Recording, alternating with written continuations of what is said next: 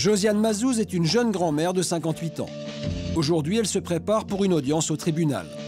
Cela fait presque 5 ans qu'elle se bat pour voir ses petites filles et qu'elle est en conflit avec son propre fils. D'ailleurs, elle conserve les messages qu'il lui laisse sur son répondeur. Tu vois, c'est vraiment dommage. Ces petites filles, elles te détestent. Elles te détestent. C'est ça que tu comprends pas. Et maintenant, je te dis que tu ne les verras plus jamais. Comment elles peuvent me détester? Elles ne me connaissent pas. Si aujourd'hui, cette grand-mère ne voit plus ses petites filles, c'est parce qu'elle s'est disputée avec son fils et sa belle-fille il y a 5 ans. Ce jour-là, Josiane devait garder sa petite fille, Elena, tout l'après-midi. J'ai poireauté pendant 4 heures pour voir ma petite fille parce que je partais et qu'au bout de 4 heures, on vient de me dire par téléphone que non, je ne verrai pas la petite ce soir parce que maintenant c'est 5h30, c'est 17h30, il fait trop tard, c'était l'hiver. Je ne verrai pas ma petite fille. Alors évidemment, j'ai pris le téléphone et je les ai traités de tous les noms, tous les deux, mon fils et sa femme. Et à partir de là, ça a été le conflit. Ils ont exigé que je fasse des excuses et les excuses, j'en ai pas fait. Et puis voilà, ça a dégénéré. Ça a dégénéré. Un jour, je me rends chez eux. Il y avait la petitoune qui était là. Mon fils l'avait dans les bras. Et sa compagne qui me regarde, qui s'assoit à côté de moi, comme ça, et qui me dit si vous ne me faites pas des excuses, moi, tant que je suis vivante, vous ne verrez plus votre petite fille. Et depuis, Josiane ne voit presque plus sa petite fille, âgée aujourd'hui de 7 ans. Si on lui fait un chantage en disant ta grand-mère est méchante, parce que c'est ce qu'on lui dit aussi. Hein. Alors c'est évident que ma petite fille, elle n'a pas trop envie de la voir, la grand-mère. Si on va lui dire qu'elle est méchante, qu'elle veut envoyer son papa en prison, parce qu'on lui a dit ça, on lui a dit qu'elle voulait envoyer son papa en prison. Parce que j'ai mené mon fils en correctionnel, mais je suis obligée à un moment donné. Personne ne prend la décision de vouloir arrêter une idiotie pareille. Josiane est restauratrice dans le Berry, à 650 km de Marseille et de sa petite fille. Il y a 3 ans, elle saisit le juge des affaires familiales à Marseille pour obtenir un droit de visite. La juge qui a rendu son jugement a dit que je verrai ma petite fille un mercredi par mois de 10h du matin à 18h le soir. Un mercredi par mois. Alors, les premiers temps, je me levais à 3h30, c'est-à-dire que j'ai 3 heures de train pour monter à Paris. J'attends ma correspondance et je redescends sur Marseille après 3 heures de TGV. Et j'ai fait ça pendant un an jusqu'au jour où j'ai dit il faut arrêter, quoi. Donc j'ai saisi à nouveau la cour d'appel parce que j'ai trouvé que cette décision avait été vraiment faite de manière à ce que justement je ne vois plus ma petite fille. En fait c'était ça, hein, parce que c'était me condamner à plus ou moins longue échéance à ne plus la voir. Josiane a fait appel de cette décision et aujourd'hui c'est au tribunal d'Aix-en-Provence qu'elle s'apprête à comparaître. On va demander à les voir 2 fois 6 jours dans l'année, parce que j'habite à 800 km, hein, voilà. Et que là, je fais 1600 km pour venir les voir juste 2 heures, ce qui n'est pas possible. Voilà, Maître Payan, vous allez bien? Ça va et vous? Ça va. C'est assisté de son avocate que Josiane va soumettre sa requête au juge des affaires familiales. Voilà, nous passons là. Voilà, c'est bon, très bien. Il est 14h30, Josiane entre dans la salle d'audience, c'est un huis clos. Même sa sœur ne peut pas l'accompagner.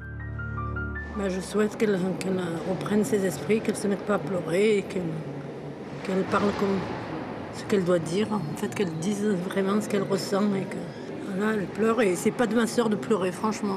Elle est assez forte d'habitude et puis là, elle s'effondre parce que ils doivent lui reprocher des choses et elle trouve ça tellement injuste et là, je crois qu'elle n'a pas le droit de parler pour l'instant.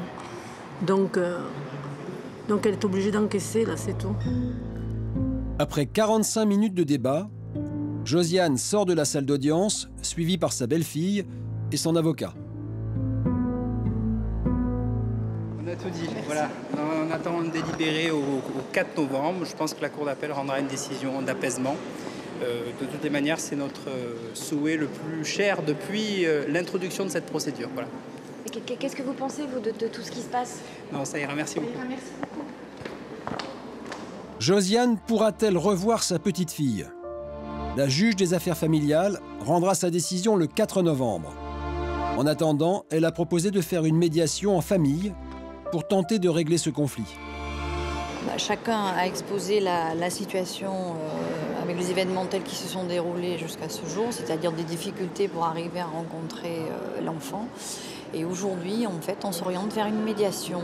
Je ne sais pas du tout à quoi elle va mener cette médiation, parce qu'après 5 ans de procédure, très honnêtement, la médiation, c'était parce que je me bats pour ça, pour que la médiation, mais encore une fois, soit faite en amont, pas au bout de 5 ans de procédure. Vous vous rendez compte ce qui s'est passé en 5 ans? Bien entendu, la médiation, pour qu'elle fonctionne, il faudra que la grand-mère et les parents acceptent de faire cette médiation et qu'ils soient tous les deux partants dans cette démarche.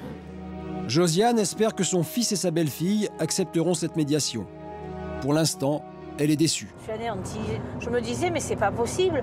Je dois être une paria, je dois être une mauvaise mère. Qu'est-ce que j'ai pu faire pour qu'on me traite comme ça? Malgré tout, j'ai pas baissé les bras.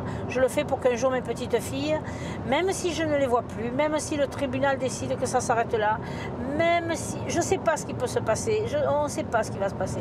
C'est vrai que si je me rappelle toute l'histoire, je me dis que ça tient pas debout, on aurait tellement pu résoudre ça différemment si... Mais en fait, je pense qu'ils se sont pris à leur jeu. Et moi, j'ai été vexée dans mon fond, dans mon orgueil, ce qui est légitime. Il me semble que c'est légitime, peut-être que je me trompe. Ils ne méritaient pas d'être insultés, mais ils méritaient quand même que je leur fasse sentir qu'ils avaient été un peu loin. Mais c'est vrai que je n'aurais pas dû les insulter. Mais aujourd'hui, je ne regrette pas. Parce qu'en fait, le comportement qu'ils ont aujourd'hui prouve bien que j'avais raison. En attendant la décision de justice, c'est dans l'association SOS Grands-Parents en danger que Josiane vient trouver du soutien. Et bonjour. On est content de te voir arriver. Et moi donc, si tu savais. On va garder Une épreuve de plus. Quel parcours. Quel idole. Yolande Villemain fait partie de cette association créée en 2005. En 5 ans d'existence, 4 ans et demi, 5 ans d'existence, on a plus de 4000 dossiers. C'est beaucoup et puis pour un peu d'aboutissement en fait. Si la médiation de Josiane échoue, il lui restera alors peu de recours. On n'a pas 50 solutions où les parents baissent les bras, font la croix sur leurs petits-enfants et c'est la souffrance. Ils finissent leur vie comme ça. Ou on continue, il y a des parents qui continuent, mais bon, pour continuer, il faut avoir les moyens de continuer, les moyens financiers de continuer. Tu continues ou tu baisses les bras? Non, je continue. Voilà. La seule chose qu'on puisse Josiane faire... va faire des parties des parents qui vont vouloir continuer. Josiane attend avec angoisse la décision de la justice. On ampute nos enfants de leur lignée, de leur héritage, voilà, de leur histoire.